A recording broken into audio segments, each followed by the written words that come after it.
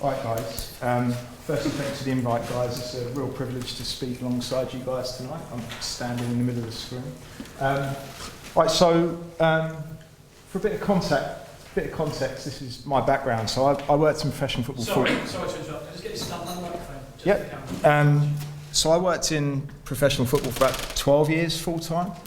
So prior to that, I worked for QPR. That was my last exposure to academy football, really. So I was there for 2 years in the academy at QPR back in 2005, 2006. And it's really great to listen to these guys at the front speaking about the advancements in physical preparation of young players now, because back when I was starting at QPR, I went in working under a paratrooper whose philosophy was as simple as, it was like a running dog's a happy dog, and then you just run the out of the lads, and that was deemed to be all right. That was good practice at the time. So it's great to see how well this has evolved, and I congratulate these guys for doing so. So after trying to make headway at QPR with that philosophy for a couple of years, I went into work at these places. So I was fortunate to work with England teams at age groups and male and female sides of the game. And then I was head of sports science and strength and conditioning at those clubs for 3 years, 2 years and 2 years. And then got a little bit fed up with travelling and the commitments that come with working full-time in the men's side of professional football. And took a career in academia so I could complete some research that I was interested in, which we're going to get into. And it's interesting for me here because I've got a mixed exposure to stuff. So I'm a full-time academic senior lecturer in S&C. The Royal Ballet buy out 1 day of my week, so I've got some applied work there, and then I've got a part-time consultancy on the side, and in that consultancy I work with Premier League teams, like consulting to their departments, but I also work with non-league players all the way through to Premier League players on an individual S&C basis, so they come to me when they're injured and in the off-season for some sort of conditioning and S&C work.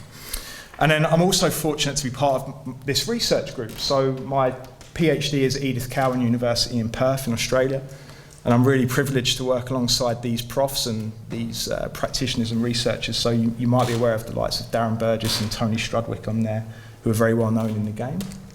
So let's get on to what I do then. So we recently published this data. So I was interested in providing some context to the demands of the game, right? So if you did a lit search on the demands of the game, you'd look at a truckload of studies that would tell you how far players run and at what speed and those sorts of things. But the competitive demands of football vary significantly across the major leagues in Europe, and that's exactly what we compared. So we looked at the Premier League, Championship, Scottish Premier League, Scottish Championship, German Bundesliga, Spanish La Liga, Italian Serie A, French League One, and the Dutch Eredivisie, and we mapped out every fixture that every team played, both when they were in domestic fixtures only or in all competitive fixtures.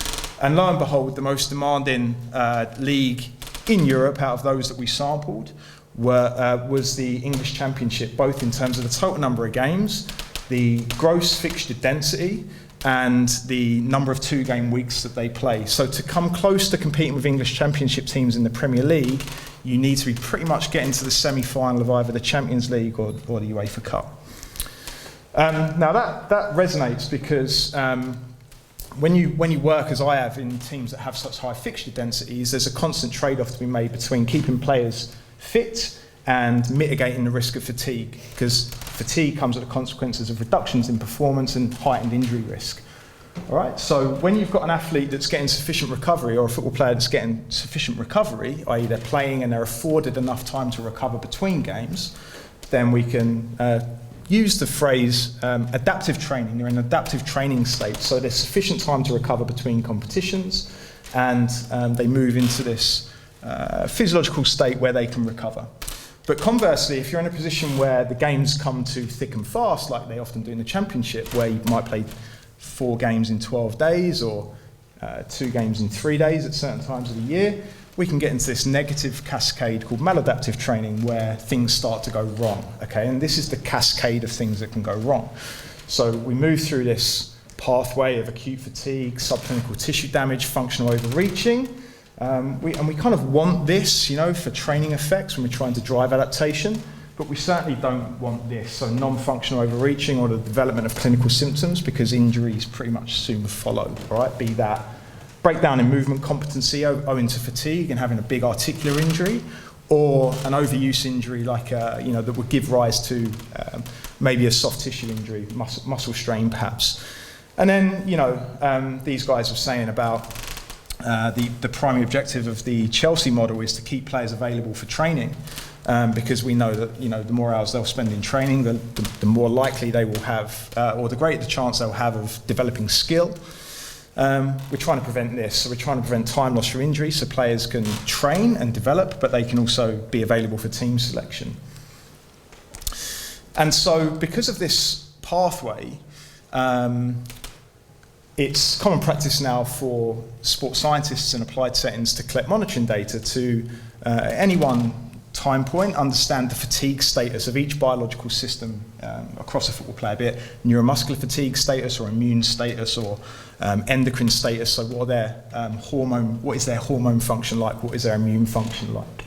Because we know that the status of each of those biological systems can track injury risk and performance. So the first question that we asked really, well, what is the longitudinal consequences of high fixture demands? And so we looked at team average and positional changes across a season for physical performance metrics in games. So this is first team data from the English Championship, total distance, high-speed running, number of high-speed runs, sprint distance, number of sprints, etc., across a season.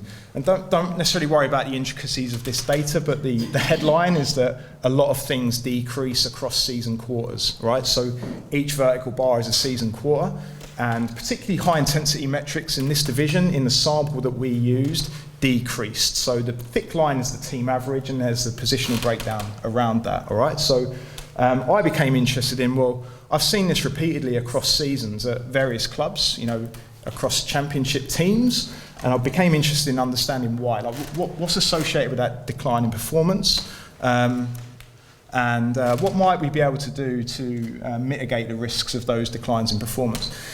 A lot of people say, why are you interested in performance? And the reason I'm interested in performance is because there's such a strong narrative in the research at the minute around injury. So everyone's looking at acute chronic workload ratios and injury risk, and I became interested in the performance side of it, because I think as an S&C coach, it's probably a more pertinent question. So I've just been given the 1 minute heads up. I'm definitely not going to get every slide in, but we put an intervention in place to monitor changes. So we collected saliva twice a week around games, and we looked at salivary hormones and salivary stress markers in players. And we tracked some changes to salivary biomarkers across the season.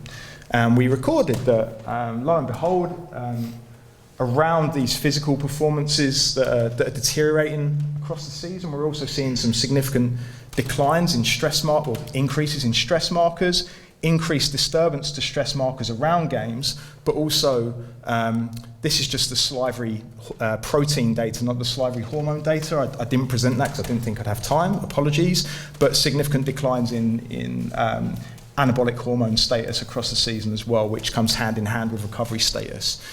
And that leaves us to some logical interventions that we might consider to improve the well-being of football players in conditions when, or at time points when salivary protein or stress markers like salivary IgA or alpha amylase become elevated, or when salivary testosterone relative to cortisol becomes increased. The types of things that we might do from a moderation of training perspective through to a nutritional perspective, and we spoke earlier about, Paul spoke about health and sleep and the effect that sleep has on immune function, and sleep obviously being one of the interventions that we propose here. And that's what I've got for you. All right, cool.